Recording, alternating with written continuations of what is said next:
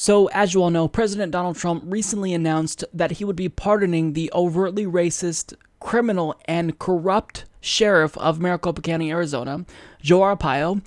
And for someone who should be in a jail cell right now, he is going to be running for Congress soon.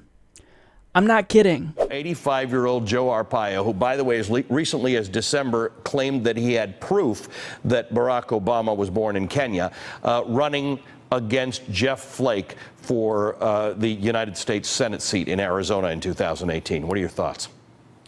Well, it would be quite a race, that's for sure. I actually interviewed Sheriff Arpaio over the weekend, and he said, look, he's a free man now, but he's not going away. He very much wants to stay involved in politics and seems to be sort of hungering for another race. Yeah, so that's actually happening. Now, when I say he's overtly racist, really, that's an oversimplification because Joe Arpaio is not just racist. I mean, he is someone who is arguably evil. He is corrupt. And now he's going to be running for Congress. He'll fit right in, I'm sure. But when it comes to why Donald Trump decided to pardon Sheriff Joe Arpaio, he states, he has done a lot in the fight against illegal immigration. He's a great American patriot, and I hate to see what has happened to him. Oh, okay, so according to Donald Trump, it's Joe Arpaio who's the actual victim here.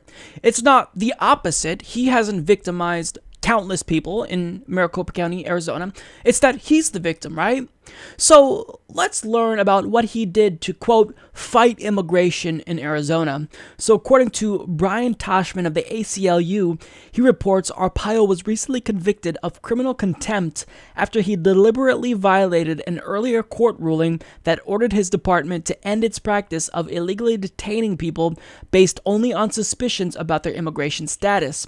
That ruling came in a successful case brought by Latino residents to challenge Arpaio's racial profiling policies.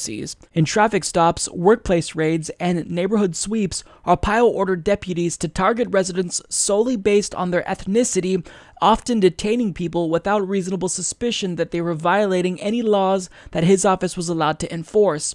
In the civil rights case against Arpaio, the federal court found that Arpaio systematically targeted Latinos for traffic stops and illegally detained them. After he was ordered to stop his illegal immigration policies, Arpaio deliberately left his unconstitutional practices in place, leading first to a civil contempt proceeding and then to his contempt conviction. The people of Maricopa County paid the price for Arpaio's pursuit of illegal immigration enforcement policies, suffering damage to community safety. In 2011, the Associated Press found that Arpaio's office ignored hundreds of sex crime cases, including cases of alleged child abuse. One officer told the AP that many of those cases involved the children of undocumented immigrants. Now, that's not all. So besides racial profiling, Joe Arpaio also oversaw really brutal and just downright inhumane jail conditions. They were comparable to concentration camps. Now, when I compare them to concentration camps, I'm not being hyperbolic because that's how he describes them. Arpaio is best known for establishing Tent City, a sprawling outdoor detention center which he once positively compared to a concentration camp. Temperatures in Tent City, which is surrounded by an electrocuted fence, could reach up to 141 degrees. One detainee said, "Life in Tent City felt like you are in a furnace.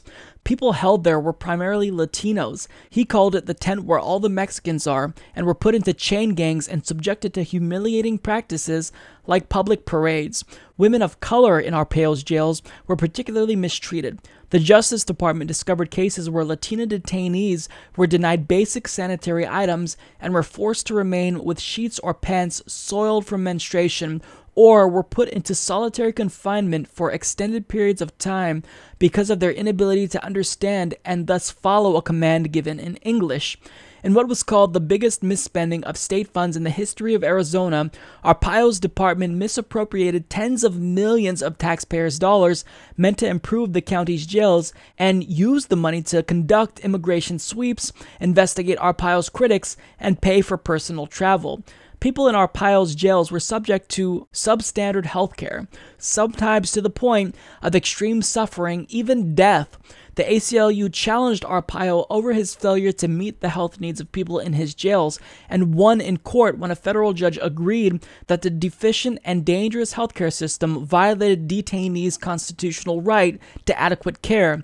Detainees with mental illnesses were especially victimized in Arpaio's jails.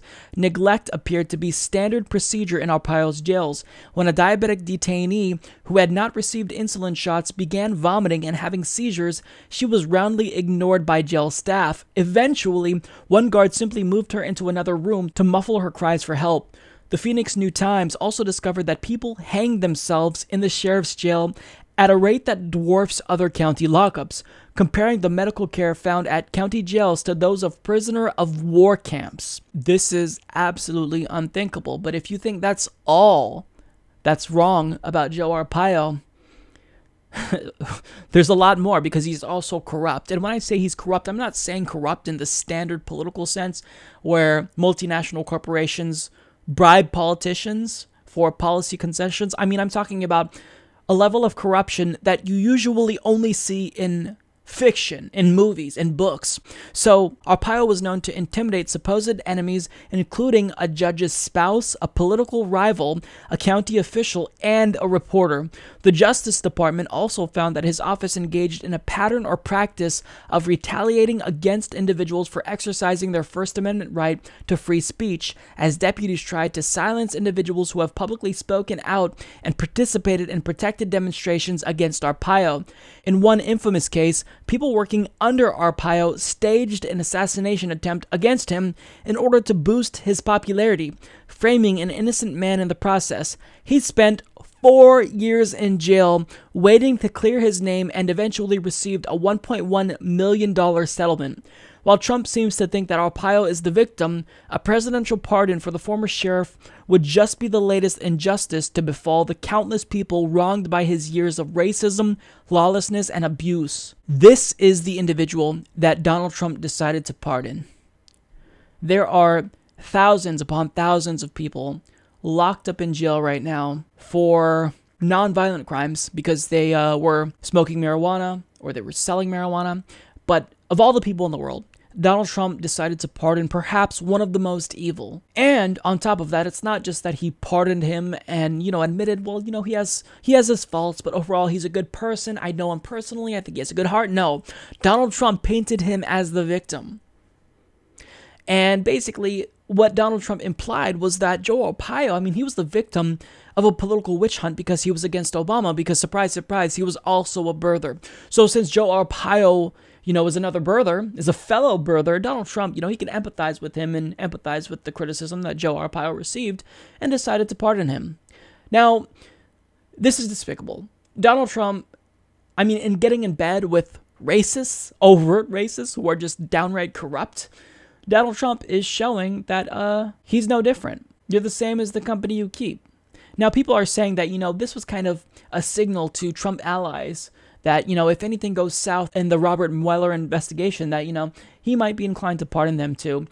But the fact that he did this is just, it's unforgivable. This is one of the most disgusting things that Donald Trump did. Joe Arpaio arguably committed crimes against humanity, and he shouldn't be running for Congress right now. He should be in jail. Support this podcast by becoming a patron at patreon.com/Humanist Report.